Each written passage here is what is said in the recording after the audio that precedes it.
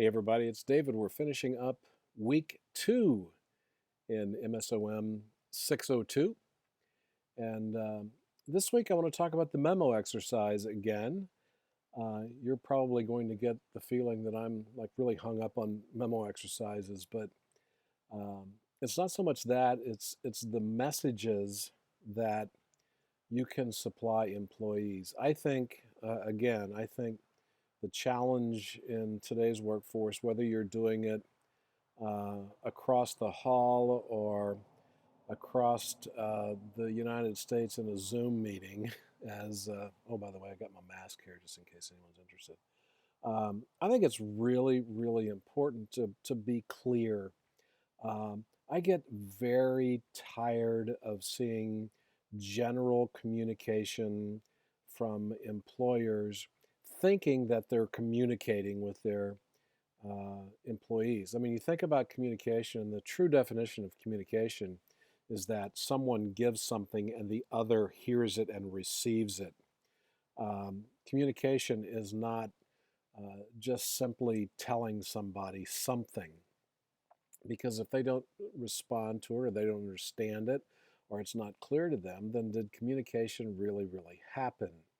And so I see very general comments all the time in student papers that talk about it's all about communication. Well, it's about effective communication that is given and received, and not just given. And so this week talked about self-leadership. Self-leadership is a very important concept. I told people a long time ago um, that I am in charge of my development. It's not my boss. It's not my company. It's not my spouse. It's not somebody else.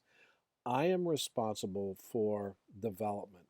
I'm responsible for leading myself in different directions. And Blanchard talks about that.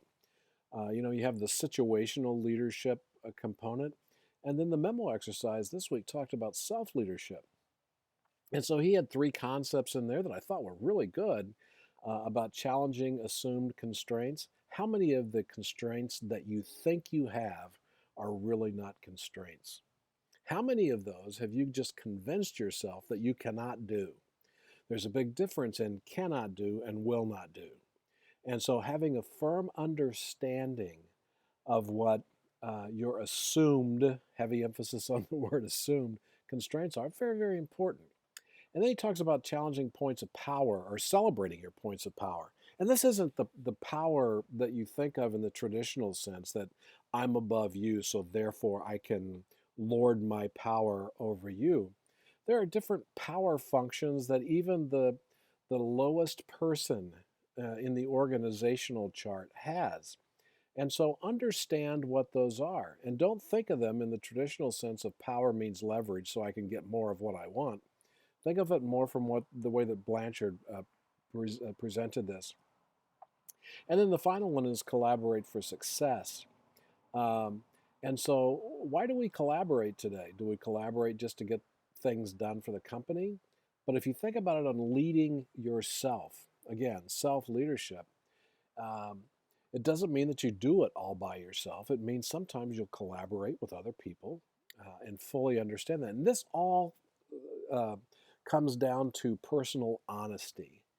And to me, when you look at self leadership, you have to understand what you're good at, what you're not good at, and what other people can help you do. And again, not from using them in some form or fashion. And so, as you're communicating this in the memo exercise, again, be specific. Don't be general. As I look at your uh, memos sometimes, I get the feeling that I'm just saluting the flag and saying I like apple pie. Make sure that you're specific, because the last thing your employees need is one more memo that doesn't tell them anything. Okay? And so just make sure that you're very specific. And again, if you're on this one from a um, what your commitment is, remember the final piece I always try to get you guys to do is, what is my commitment as the leader? Remember, servant leadership is going to be about people serving others. And so be transparent with your folks.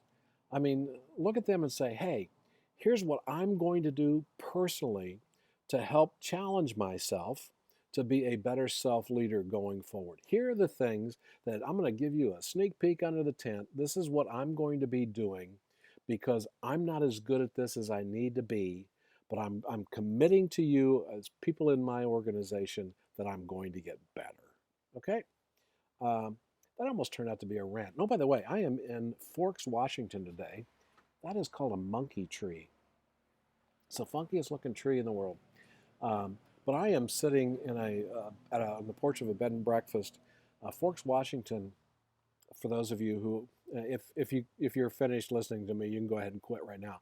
But Forks, Washington, is the place where Stephanie Meyer used in her books Twilight, and this is the town that was used as the basis for Twilight. And I'm sitting in a bed and breakfast here that has served as the home base or the Cullen House. It's called Miller Tree Bed and Breakfast. So this little town has an interesting marketing history based upon Stephanie Meyer's books, and has just written or one new one, and has got another one coming out, um, and it's probably going to be revived a bit. So anyway, hope you have a great week. If you have any questions, let me know.